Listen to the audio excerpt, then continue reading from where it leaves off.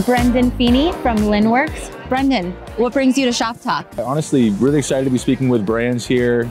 Just folks in terms of looking at how can they level up their operations stack. We work with a lot of customers in the market, whether they're looking at figuring out where they want to grow next, whether that's new channels they're trying to get on, or they're at a point in their business where they're just running into the operational challenges. They have a foundation they've built, they're starting to see cracks in it, they want to level it up and drive more automation efficiencies. And I understand Linnworks just published a new report. Can you tell us a little bit about it and what findings and trends you've been seeing? Yeah, so we just published the State of E-commerce Ops report. Really interesting findings. So we focus a lot on the D2C landscape, and what we've uncovered is over 51% of the folks that we interviewed and spoke with in the market viewed getting onto new marketplaces as one of the biggest challenges they're running into today. So whether it's trying to get onto the Amazons, the Walmarts, the eBays, or some of the international marketplaces, they don't have an easy way to do it. And it's creating this really friction for them where they want to go and acquire more customers, they want to find that next growth opportunity, but they don't have an easy way to do it with the tech stack that they have today.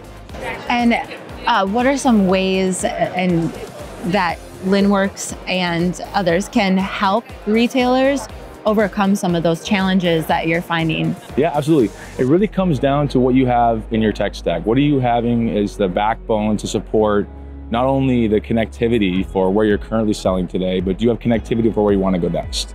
Are you working with solutions that are integrated into the channels that you're looking to expand into?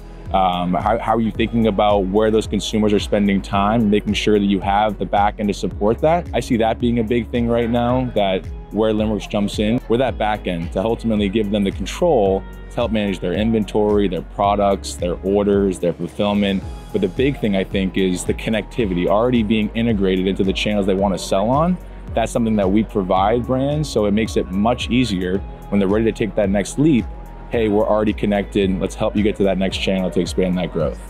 And when we're talking about channels, are there any insights from the report that you've noticed with respect to new channels that retailers are selling on or should be paying attention to? Yes, so I would say the biggest channels we've seen coming out of the report are the major three. It's the Amazon, Walmarts, and eBays of the world, but we're also noticing a ton of momentum picking up around TikTok Shop. I know that they're here and having a big presence at the conference. This whole wave around social commerce, and I think there's a big market for it where brands are thinking about, it's not just about, hey, how are we having customers come to us? How do we meet customers where they're spending time? How do I be present in the areas where we know that now TikTok is this emerging big sales channel? How do I make sure that I'm also being a part of that and can capture customers there? The Gen Z market, there's a whole kind of big pool of folks that prefer to shop there. And it's becoming incumbent upon brands that you got to participate. You got to figure out how you're going to start to get into that mix. Hi, I'm here with Adam Freehafer with Simon Data. Adam, what brings you to Shoptalk? Yes, so we are here, first and foremost, to bring some puppies around and get some puppy cuddles in, but also to share the word and talk to a network about our customer data platform. And what type of trends and topics have you been seeing most at the show? Yeah, so I think this year we've seen a lot around AI, a lot around getting your data in a good spot in order to use and best utilize AI models. So admittedly, lots around the puppy talk. And then composability is a big thing in the CDP world right now. So people that have really nice structured cloud data warehouses and then really are trying to get marketers and teams access to use those. Can you tell us a little bit about how Simon Data helps retailers overcome some challenges that they're facing today? Yeah, so typically there's a little bit of a gap between data teams and marketers where you might have really rich customer data investments or data silos that live across the entire organization.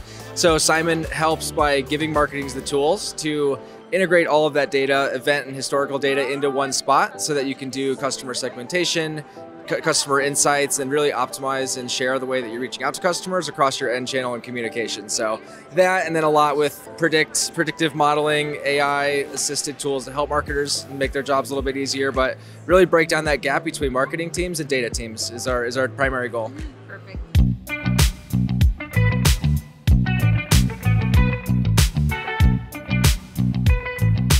I'm here with Benjamin Hilleli of SurveyMonkey. how's the show been? Show's been amazing so far. Glad that we were invited, and we're talking to a lot of great customers, and we really enjoy our time here so far. And what type of conversations have you been having with retailers? What type of pain points do they have nowadays? So, in retail, a major focus is understanding your customer's journey, whether that's maybe post or pre-purchase. And so a lot of the times we were having conversations around post-purchase interactions. So asking them feedback on how the process went, if there's anything that we can improve. So every retail company, wants to collect that information.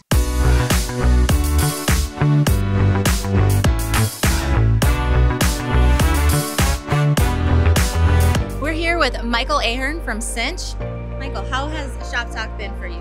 It's been fabulous. It's been very, very crowded, great traffic, great content at the event, and we've been really happy to be here this week. It's been awesome. And can you tell us a little bit about Cinch and kind of how you're different from traditional SMS companies? Well, we're the largest messaging company in the world, so we cover all the channels with a unified technology solution. So whether you're doing email or voice, or all of the messaging channels, the SMS, the MMS, the new RCS messaging that's coming out, and all the messaging apps, we present a solution for the largest enterprises and brands to be able to do all of their voice, all their email, and all their mobile messaging in one place. And you mentioned briefly new messaging. Can you tell us a little bit about that and what's to come and how retailers should be preparing for it? Yeah, there's with an announcement, Apple has decided to support the RCS channel, which means all of the really amazing features that you see in Facebook Messenger or in WhatsApp of the carousels and the clickable buttons and the verified sender, all of this is coming to the standard SMS inbox. How should retailers be preparing for that? We encourage customers to get involved now. It is enabled on Android today. We have customers in Europe who are doing RCS messaging on Android devices in the United States or North America.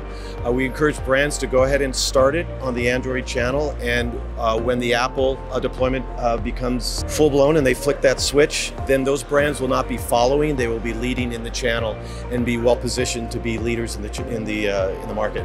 What type of impact do these methods have on sales and conversions? Well, we know that a picture tells 1,000 words and a video tells 1,000,000. So we're at a retail show right now, right? And I can't imagine selling a dress without showing a picture of the dress. Or maybe being a retailer when someone asks a question and you as a brand are unable to actually respond back to a customer inquiry. So the enablement of both two-way conversational messaging and interaction is becoming no longer nice to have, it is now mission critical. And the experience of being able to experience a brand emotively with images and video is becoming something that I believe now is table stakes.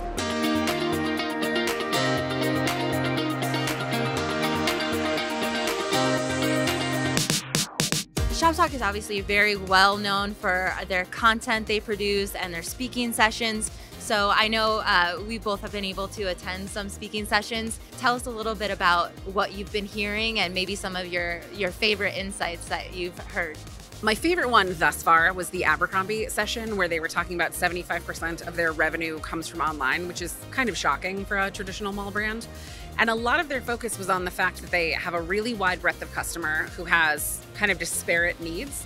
So they built out apps and product lines for those disparate customers, which I mean is a bear of a project. But I think if you're a brand that's really across that many different types of people, that if you're going to go in a semi-personalized direction, that really is what they want. So if you're creating a wedding shop, but it's only for women who are 35 to 45, but they buy a bunch of wedding guest dresses from you, then that's a fine subset to have, but you probably wouldn't have it in store. Or if you have Gen Z clients and they're really into athleisure, your millennial customers aren't necessarily.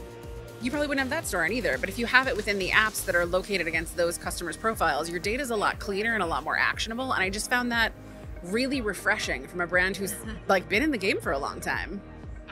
Awesome. Well, you just brought up clean data, right? And that is super, super important to have clean data in order to make a really big impact when you're implementing these technologies. Buzzword AI, Gen AI. So can you tell us and talk about the importance of the foundational elements and getting the basics right as a brand and retailer?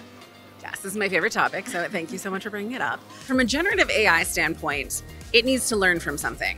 right? So if you are using generative AI to create something for you, you have to give it the data inputs.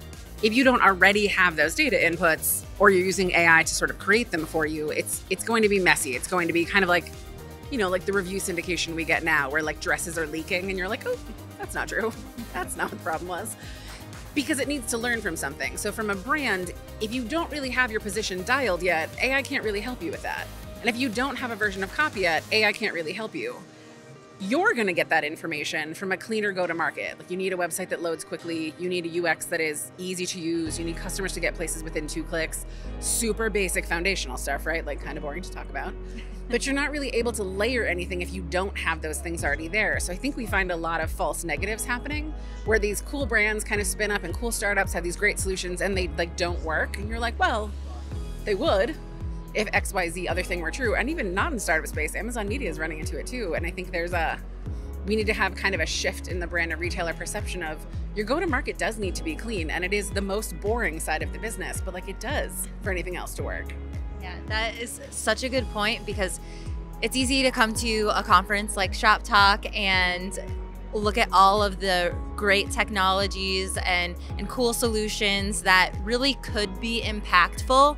But if you forget that baseline marketing components and baseline data internally, then those solutions really are not going to be as impactful as you might think they will be. And lastly, you talked a little bit about a session that was really interesting and compelling from UPS. So let's hear a little bit about that. But UPS, like, we're both laughing because like very traditional business, very like, you know what they do, etc. Meeting was phenomenal, and truly the tool that they're building out is just like a teeny tweak on, I mean, I'm sure it wasn't on their end, so apologies UPS, I'm sure you tried really hard on this. But from the people who would be using it, it feels like a small change, and it was phenomenal meeting. It solves a lot of the problems, and a lot of it is around robotics and AI and machine learning and how customers shop. Like, they're really taking those sort of like newer-ish concepts and building them into something that is an old school problem. Like, being able to pick, pack, and fulfill a package is like dawn of time retail. And it's slow, and it's usually kind of cumbersome, and it's kind of hard. Listening to how UPS solved that problem and where they automated and where they added robotics in to make it smarter and faster and more actionable, it's one of the best versions I've seen where it will literally work. It definitely will save you money. Now I'm just shilling for them. It would be really functionally powerful in a way that I think some of the startups sort of like hope to prove it out. And you're like, listen, UPS is crushing it in this space. So I imagine there's something there to follow. But I think it's a really great use case of taking a really traditional kind of boring business and adding this like 2% layer of tech to it and making it so much better.